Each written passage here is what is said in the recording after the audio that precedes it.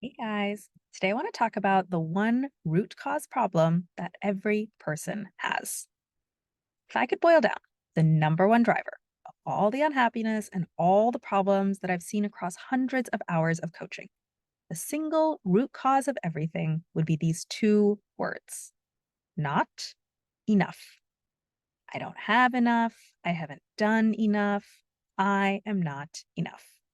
And from that root cause springs every single thing that we work on: work stress, imposter syndrome, confusion about what you want to do next, procrastination and avoidance of the next steps that will get you there, and ultimately, the gap that opens up between the strategy of your life versus the execution of your life. Everything comes from the single root cause. And today, I'm going to give you a simple way of attacking not enoughness right at the source. The reason that most people are so convinced that their not enough story is true is because they're using an outcome based definition of enoughness. Their definition is: if I had XYZ outcome, I would have enough, I would have done enough, and I would be enough. And I don't have XYZ outcome. So obviously, I'm not enough. These could be things like: if I'd gotten the promotion, if I'd gotten more things done today, if we'd hit our sales targets, if I weighed the right amount, if I got more invitations to parties, if I was in a relationship, or if I was in the right relationship, etc., etc. It is really hard to convince yourself that you're enough when you're using an outcome based definition of enoughness. So let me introduce you to two other ways to define enough. The first is process based enoughness, because you can also decide that you're enough based on your processes rather than your outcomes. Outcomes are one moment in time, right at the very end. They are the most lagging indicator of how you're doing. Imagine if you were monitoring two people to figure out which one was going to be a successful marathon runner and which one wasn't. If the only metric you tracked every day was have they crossed the finish line of a marathon, you would have no clue which one was going to succeed. They would look like two failures right until the end when one of them suddenly becomes an overnight success. But if you track their processes, you would know immediately who was going to succeed and who wasn't, because you could see who's running every single week, who's getting enough sleep, who's managing their nutrition. Processes are the leading indicator of how you're doing. And they're a way better measure of your enoughness than outcomes, because you can be doing everything right. You can have enough and do enough and be enough. And sometimes it just takes some time for the outcomes to catch up with you. But also, sometimes people don't have faith in their processes. They worry: am I doing it right? Am I doing enough? Should I be doing more? And here's where I'm going to introduce the second definition of enoughness: person based enoughness, AKA, you are enough exactly as you are. Now, I'm going to be honest. I have always hated this message in the past. I'm a complete overachiever. I want to do things really, really well all the time. And so the concept of you're enough exactly as you are always seemed to me like some kind of lame cop out, like an excuse that people gave themselves when their performance actually wasn't up to par, but they just wanted to tell themselves results don't matter anyway. So let's just ignore the fact that I'm getting all F's.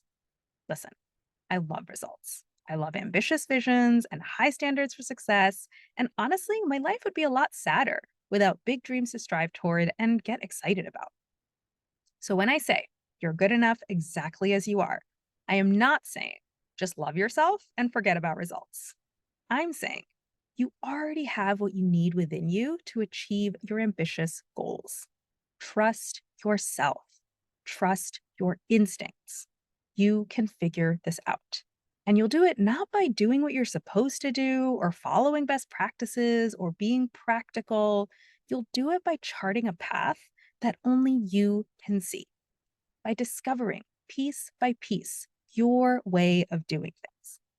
And as you take each step forward, you'll only be able to see as far as your flashlight can shine in the dark. But when you look back, that's when you'll be able to see that was the me way of doing things all along. So even when you don't know the process yet, or you're following a process but you're not sure if it'll work, or you're watching yourself resist and procrastinate the things you're supposed to be doing but don't want to do, or you're working like crazy but the results aren't coming, These are not the moments to trust yourself less. These are the moments to trust yourself more. Because in your discontent and your frustration and your fear and your resistance are the seeds to your success. What are the messages that your brain is sending you? What is the insight that's being conveyed through the pain? What do you think is the right answer? Not what common sense or practicality says is the right answer, what the quiet voice inside you says it is when you listen and let it speak. What do you want to do next? Not what are you supposed to be doing? How would expert you handle the situation? The person that you are, with the way that your brain fires and the experiences you've had and your drive and your dedication and the unique 1 in 8 billion lens that you bring to every situation that you can't even stop yourself from bringing, even if you tried. That person is enough. They are enough to get there. They are enough to figure this out. They're enough in the same way that a seed is enough to become a tree, even when it hasn't sprouted yet, even when the sun is scarce, even when it's planted upside down. The seed isn't enough only when it flowers. The seed isn't enough only when things are going right. The seed has always been enough from day one and cannot waver in its enoughness because it's always contained everything it needed to get there. There are some lessons that you only need to learn once: how to do algebra, the structure of an atom, how to submit your expenses. And then there are some lessons that slip like water from the fingers of your mind, and you need to keep learning them again and again. And this is one of those lessons. It goes against the grain of your automatic mind. It is persistently unintuitive, and it only sticks with regular reminding and structural reinforcement. Orchestras use blind auditions as a structural intervention against gender bias. They don't expect evaluators to erase their bias on demand. It's just not realistic, because even when you're aware of your biases, they're too quick and too subtle for you to be able to control them perfectly. So instead, orchestras expect the bias and they plan for it. And when they plan for it, they eliminate it. A coach is a structural intervention against the bias you have against yourself, against your ceaseless potential, your limitless goodness, and your unwavering enoughness in every situation. I don't expect anyone, myself included, to erase their me bias on demand. It's just not realistic, because even when you're perfectly aware of it, it's too quick and it's too subtle for you to be able to control it perfectly. But you can expect it. You can plan for it.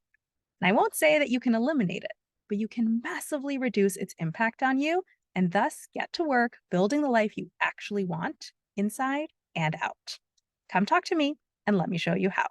Go to the link above and book a free coaching consult.